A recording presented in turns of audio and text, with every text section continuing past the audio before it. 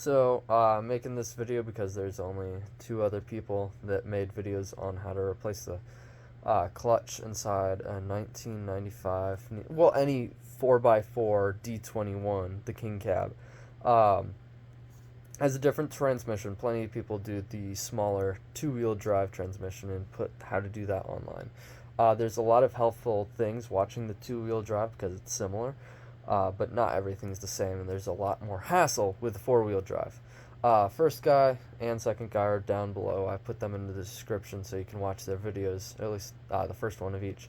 The first guy's just complaining, but you get to see the whole transmission that he's dropped and kind of how he got it out.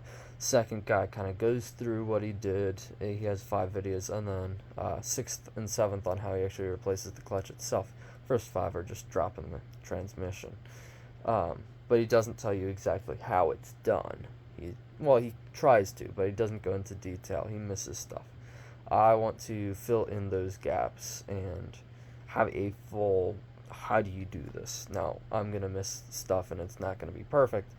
I anticipate that. Be safe. I'm not a mechanic.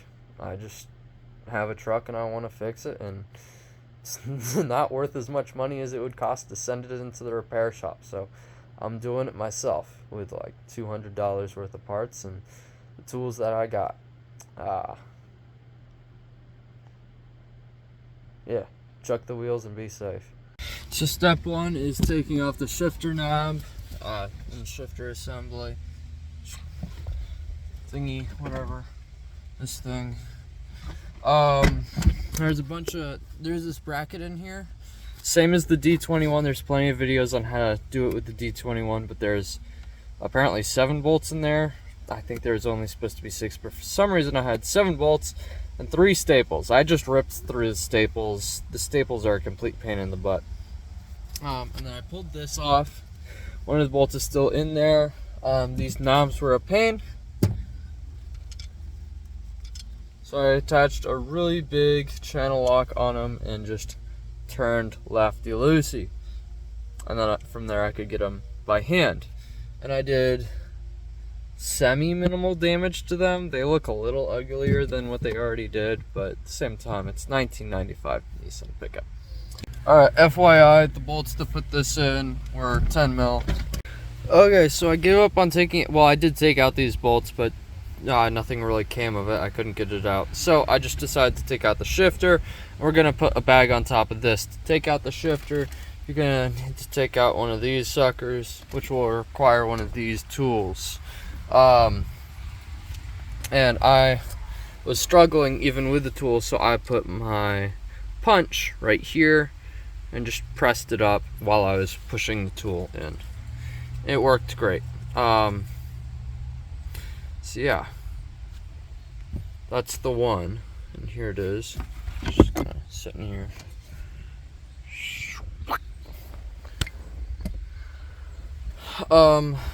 Yeah, now we need to figure out how to do that one. Okay, so I still have not gotten this out yet, but something to note, see that wire in there? If I take the transmission down right now, I'm going to yank that out, so we don't want to do that. We're going to unbend that little piece right there, and we're going to move it above. Boom, and that's it. But we're not done, because that's not the only one. Got the speed sensor there, and a couple others. We got to disconnect these, because they're attached to the transmission. How do you do that? Well, each of these things has a little button or something. You can just kind of pull it. I'll do it off camera. Alright, so right now we're taking off front drive shaft. You can see I got one nut off. You gotta mark it so it's in the right spot and balanced and whatever. Use some PB blaster. The way that I'm getting these off is, well, unfortunately you can't fit a socket in there, but what you can is, you can fit one of those suckers in and you can smack it with a hammer. Just go boom, boom, boom. Smack it, you know.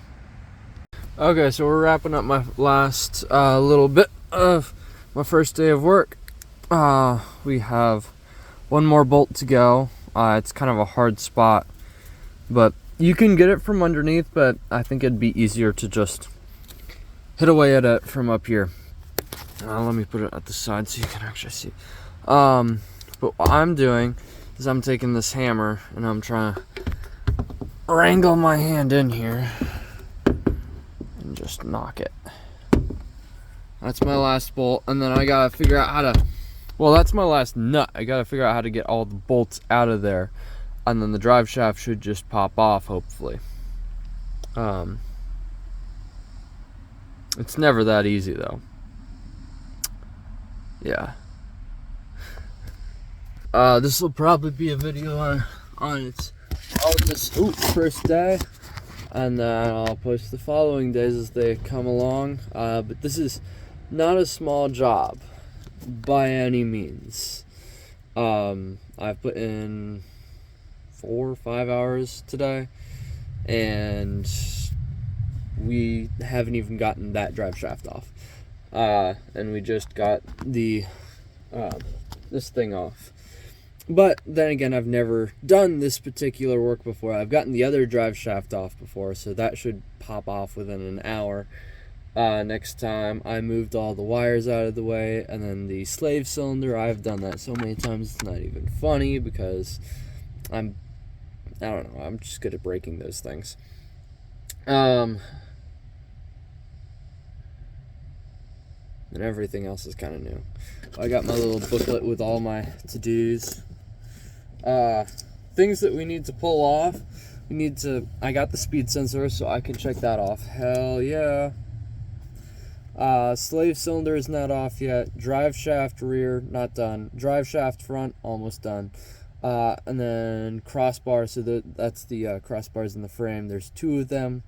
I got the shifter 4x4, which I have not taken out yet. And there's 2 annoying rods that I have to get out of the way. Hopefully those aren't too much of a pain, but they might be.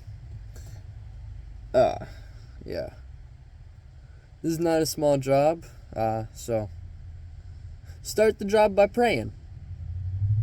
I'll see you next time. If you want more help with this, please subscribe or watch the next video on this when it comes out. Hopefully it'll come out tomorrow, because, yeah.